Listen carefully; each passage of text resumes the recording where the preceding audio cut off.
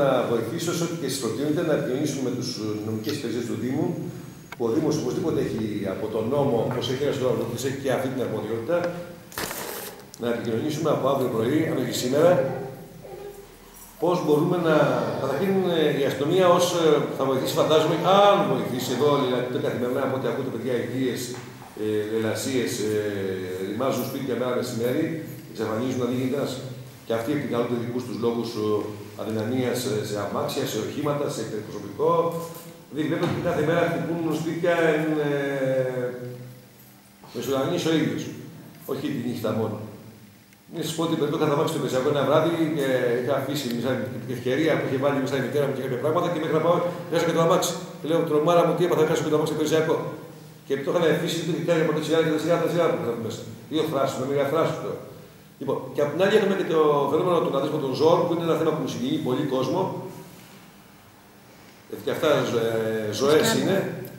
Και έχουμε ένα Δήμο ο οποίος έχει δεχτεί πάνω του όλες τις συγκυρίες, βούλιαγμα των παλιών δομών του, να φτιάξει την ταγμένα σε μια νέα δομή.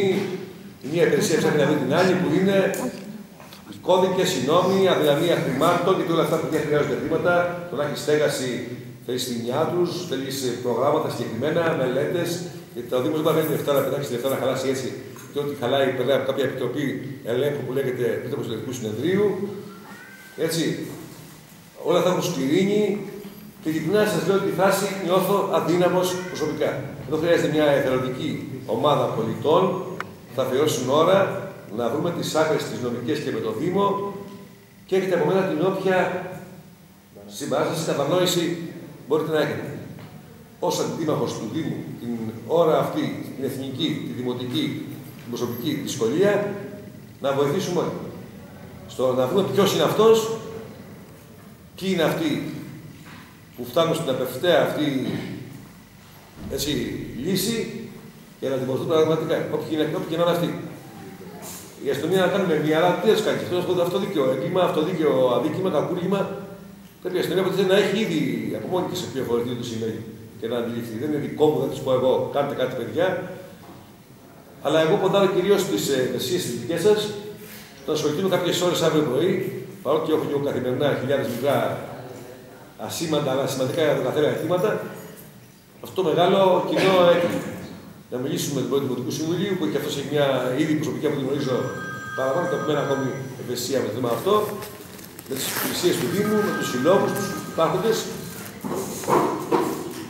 Τι άλλο να πούμε, δεν ξέρω αν κάνουμε κάτι που μπορεί να σώσει μια λύση άλλη που δεν. Δηλαδή, να σου πω ότι έχω αύριο μπορεί να κάνουμε ένα κτίριο, να χτίσουμε κάπου ένα οικόπεδο να αναμάσουμε τα σκυλιά, να τα στηρώσουμε, να τα ελέγχουμε, να τα ταΐσουμε. Όλα αυτά είναι ένα όγκος υπηρεσιών που θέλει ή εθελοντισμό απλό και χορηγούς, ή θέλει το Δήμο, ο οποίος και αυτός τώρα είναι σε μια κατάσταση δυσλεξίας. Παρακαλώ, τι θέλετε. Υπάρχει κάποια χρηματοδότηση από την Ευρωπαϊκή Ένωση? Ειλικρινά δεν το γνωρίζω αυτή τη στιγμή. Πιστεύω ότι θα υπάρχει κάποια. Δεν ξέρω.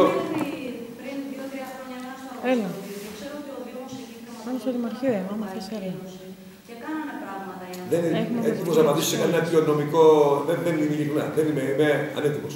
Δηλαδή δεν υπάρχει κανένας εδώ που να είναι ενήμερος? Στο Λιξούρι, εγώ είμαι αυτή τη στιγμή. Δεν έχουμε υπηρεσίες που να σας πω ότι. Αν όχι εσείς, μέχρι χθες δεν υπήρχε κανένας που να έχει λάβει γνώση επί του θέματος? Δεν ξέρω. Δεν έχω...